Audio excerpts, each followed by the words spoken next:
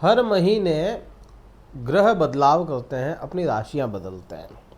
अब जब राशियां बदलते हैं तो उनके प्रभाव भी बदलते हैं, और किसी भी इंसान के लिए उसका राशि स्वामी पंचमेश और भाग्येश, मतलब 1 5 6, 1 5 और 9, ये जो प्लेनेट होते हैं ना, ये बहुत इंपॉर्टेंट होते हैं।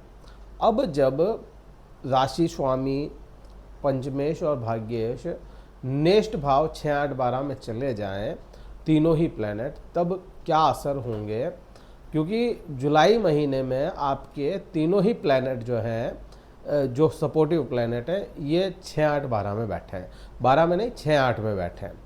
अब यहाँ पे धनु राशि वाले जातकों पे देखने को तो ऐसा लगेगा कि ये जो राशि स्वामी या ये जो सपोर्टिव प्लेनेट हैं वो ऐसी कंडीशन में बैठे हैं जहाँ पे कुछ हो नहीं सकता, बट ऐसा है नहीं। प्रभाव कुछ अलग ही हटके आएंगे। जुलाई महीना आपके लिए कुछ अलग ही घटनाएं लेकर के आ रहा है। अब वो घटनाएं क्या होगी वो अपने को जाननी है, और कौन से ट्रांजिट हो रहे हैं प्लैनेट्स के वो अपन समझ लेते हैं। पहला जो ट्रांजिट होगा वह शुक्र ग्रह का होगा। धनु राशि के लिए शुक्र ग्रह को अगर देखा जाए तो छठे भाव के स्वामी है। छठे का स्वामी आपके कहाँ जा रहा है? छठे का स्वामी आपके जा रहा है भाग्य भाव में। अब भाग्य भाव में शुक्र का ट्रांजिट होना, प्लस वहाँ पे पहले से ही केतु का विराजमान हो जाना। आप यहाँ पे कुछ ये समझिए, केतु ये हो कब रहा है? 4 जुलाई को हो रहा है। अब केतु और शुक्र जो प्लैनेट है, आपसी संबंध इनके अगर देखा जाए तो वैचारिक मतभेद हमेशा रहता है इनके, क्योंकि शुक्र भोग विलासिता, ऐश्वर्य, या आप कहो आकर्षण, आकर्षित होना या करना, दोनों ही चीज़ है। शुक्र इस संसार को चलाने के लिए बहुत महत्वपूर्ण है। चलाने के लिए इन द सेंस, आप संसार में सरवाइव कैसे करोगे, वो सभी चीज़ें देने का जो कारक है वह शुक्र है। पैसा भी इसमें आ जाता है। केतु क्या है? केतु त्याग की भावनाएं हैं, चीज़ों को छोड़ करके निकलना, विरक्ति है, मुक्ति है।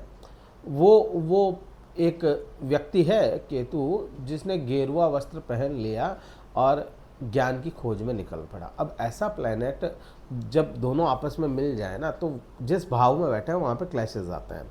और भाग्य का भाव है, तो यहाँ पे कहीं ना कहीं आपको भाग्य के भरोसे ये महीना नहीं चलने वाला। हालांकि भाग्य के भरोसे आपके तो काफ़ी समय हो गया कि भाग्य सपोर्ट नहीं कर रहा धनु राशि वाले जातकों को। या तो धनु राशि वाले जातक जानते हैं या उनका महादेव जानता है कि उनकी स्थिति क्या हो रही है। फिर भी मैं कहूँगा भाग्य का सपोर्ट यहाँ पे आपको शुक्र के कारण भी नहीं मिलना। दूसरा, आप एक चीज़ को और समझें कि यहाँ तक तो अपने को समझ में आता है कि ये क्लैशेस हैं इस हाउस में, जिसमें आप थोड़े से धर्म की जो खोज होगी वो आप करोगे, उसमें कोई दिक्कत नहीं है। लेकिन शुक्र का एक प्रभाव जो होगा वह राहु के साथ में भी मिलेगा, क्योंकि राहु के और शुक्र की दृष्टि संबंध बन रहा है।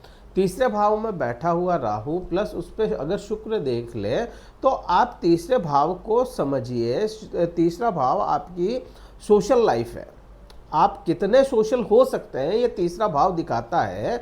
और राहु जो दिमाग से खेलने वाला है और उसको उसी के गुरु की दृष्टि मिल जाए तो आपको यहाँ पे इतना तो श्योर हो जाता है कि आपका दायरा जरूर बढ़ जाएगा।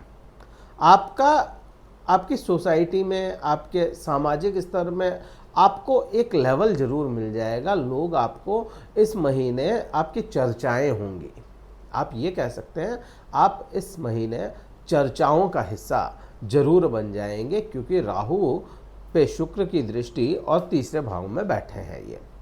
अब इसी भाव को अगर देखें तो पराक्रम का भाव है।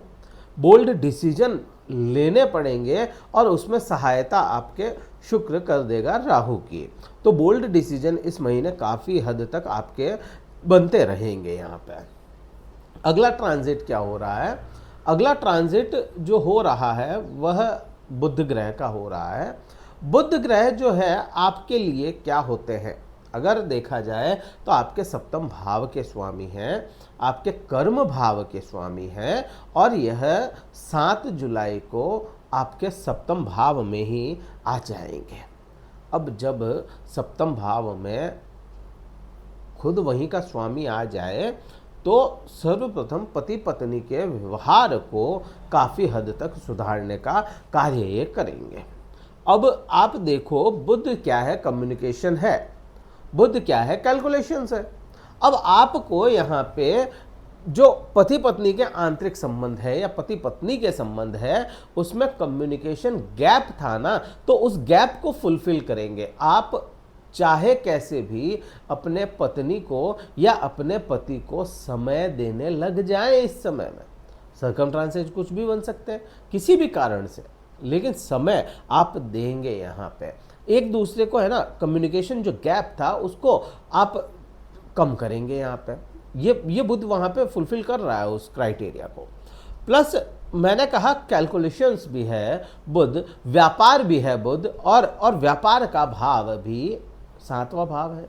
व्यापारिक लोगों के लिए यहाँ पे आप अपनी, मैं इतना सा ही कहूँगा कि व्यापारिक लोग अपनी कैलकुलेशन की वजह से अपने व्यापार में वृद्धियाँ कर देंगे।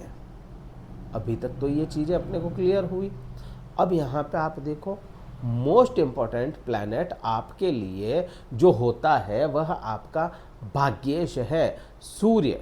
सूर्य परिवर्तन करेगा, और कब करेगा ये 16 तारीख को करेगा। 16 तारीख से पहले सूर्य भाग्येश सप्तम भाव में बैठा है। उस समय तक तो व्यापारी लोगों को कोई समस्या नहीं है। मैं कहूँगा उसके बाद में भी कोई इशू नहीं है। अब आपके मन में आएगा कि जहां आपका पंचमेश जो है 6ठे भाव में उलझा है, जहां आपका भाग्येश जो आपके 8वें भाव में उलझा है, जहां आपका खुद का राशि स्वामी 8वें भाव में बैठा है, तो कैसे ही परेशानी ना आए। लेकिन नहीं आएगी। क्यों नहीं आएगी? क्योंकि भाग्य से 8वां भाव जो है वह जुड़ जाएगा। 8वां भाव क्या है? रिसर्च का भाव है। जो लोग रिसर्च से जुड़े हुए हैं उनके लिए तो बहुत ही अच्छा समय है। नई रिसर्च करने के योग बनते हैं। नई रिसर्च नहीं भी कर रहे हैं तो जो आप रिसर्च कर रहे थे और जो एक्सपेरिमेंट हो नहीं पा रहे थे सक्सेसफुली, वह सक्सेस रेशियो बढ़ जाएगा यहाँ पे। प्लस डिप्रेशन, एंजाइटी, सूर्य क्या है? उजाला है। जहां बैठता है वहां पूर्ण रूप से उजाला फैला देता है। अब जब यह यहाँ पे आ गया तो कम से कम इस भाव को तो अंधेरे में नहीं रहने देगा।